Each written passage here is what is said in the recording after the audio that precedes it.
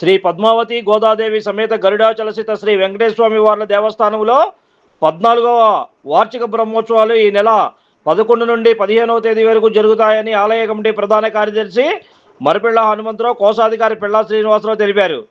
చిట్టినగర్లో వేంచేసి ఉన్న శ్రీ వెంకటేశ్వర స్వామి వారి దేవస్థానంలో ఈ నెల 11 నుండి 15వ తేదీ వరకు జరిగే 14వ వార్షిక బ్రహ్మోత్సవాలు జరుగుతాయని ఈ సందర్భంగా ఆలయ కమిటీ ఆధ్వర్యంలో మంగళవారం దేవస్థానం కళ్యాణ మండపంలో మీడియా సమావేశం నిర్వహించారు.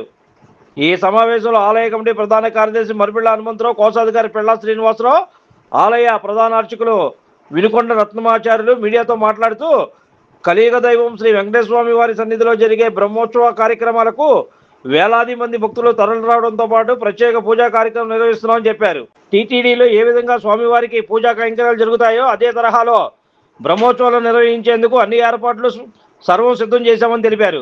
తిరుమల తిరుపతి దేవస్థానం వేద పండితులచే స్వామివారి బ్రహ్మోత్సవాలు నిర్వహిస్తున్నామని భక్తులు పెద్ద ఎత్తున తరలి రావాలని కోరారు. ఈ కార్యక్రమానికి రాష్ట్ర ముఖ్యమంత్రి నారా చంద్రబాబు నాయుడు, విజయవాడ పార్లమెంట్ సభ్యులు కేశినేని శివనాథ్ చిన్ని, పశ్చిమ నియోజకవర్గ శాసనసభ్యులు యలమంచిలి సుజనా చౌదరి, నగరంలోని ఉన్న వివిధ రాజకీయ పార్టీ నాయకులు, రాష్ట్రంలో ఉన్న ఐఏఎస్, ఐపీఎస్ ఆఫీసులను దేవస్థానం వారు ఆహ్వానించడం జరిగిందని తెలిపారు. ఈ సమావేశంలో జాయింట్ సెక్రటరీ పుట్నూరి దుర్గాప్రసాద్, రాజా కామందుల నరసింహరావు, తమ్మిన సూర్యకుమారి, మజ్జి శ్రీనివాసరావు తదితరులు చేతుల మీదుగా ఈరోజు కార్యక్రమ బ్రోచర్ను ప్రారంభించారు.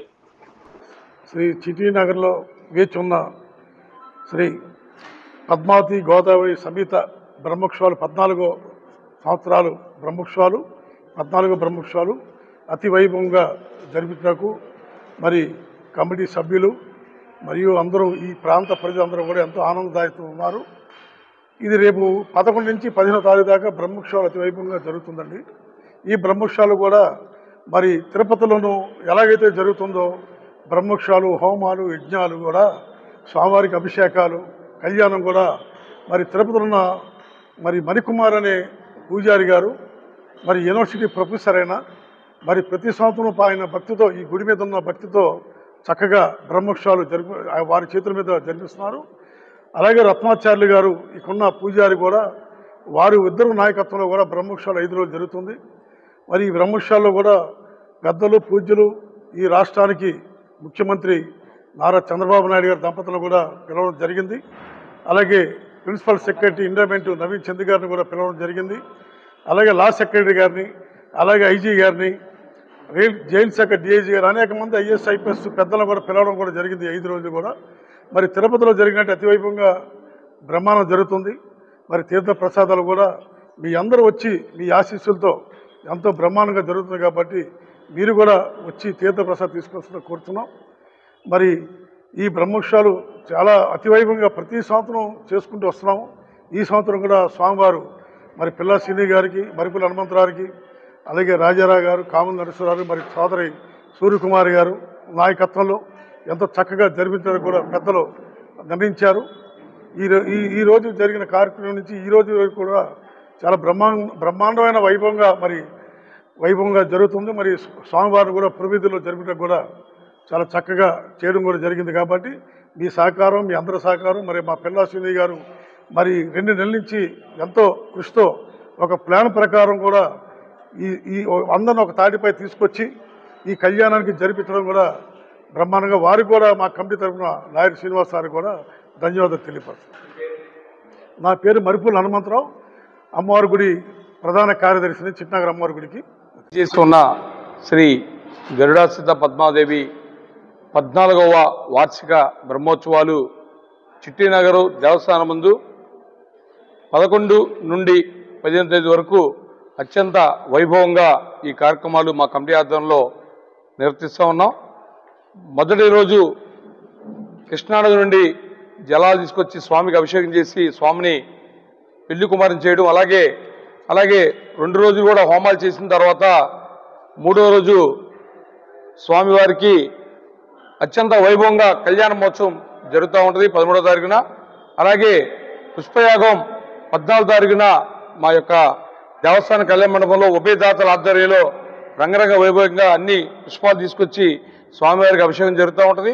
అలాగే ఆఖరి రోజు స్వామివారిని పురవీధుల్లో ఊరేగించి ఆ తదుపరి ఇక్కడ స్వామివారి పాలన సభ అత్యంత వైభవం జరుగుతూ ఉంటుంది. ఈ కార్యక్రమాలన్నీ తిరుపతి నుండి ఇచ్చేసిన మన వేద పండితులచే ఈ కార్యక్రమం రంగరంగ వైభవంగా ప్రతి సంవత్సరం ఎలా చేస్తాం అదే రకంగా జరుగుతూ ఉంటుంది. అలాగే మా దేవస్థానం యొక్క పూజారి రత్నాచార్య ఆధ్వర్యంలో, అలాగే కమిటీ ఆధ్వర్యంలో, అలాగే భక్తులు కూడా ఈసారి ఎక్కువ మంది కూడా ఈ కార్యక్రమానికి ఉభయదాతలు రావడం జరిగింది.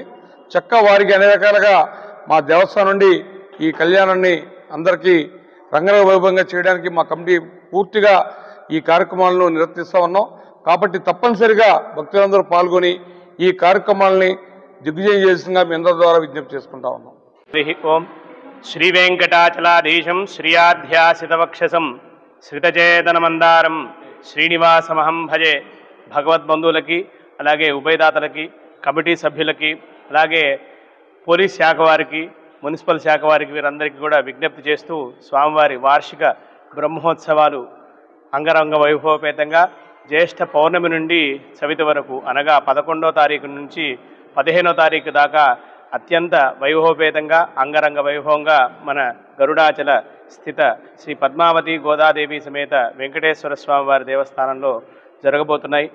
ఈ బ్రహ్మోత్సవాలు ఎంతో విశేషంగా వైభవపేతంగా నిర్వర్తించుటకు మన విజయవాడ పట్టణంలో ఎక్కడా లేనటువంటి విధంగా స్వామివారికి సహస్ర కలశాభిషేకంతో ప్రారంభమవుతాయి ఈ బ్రహ్మోత్సవ కార్యక్రమాలు.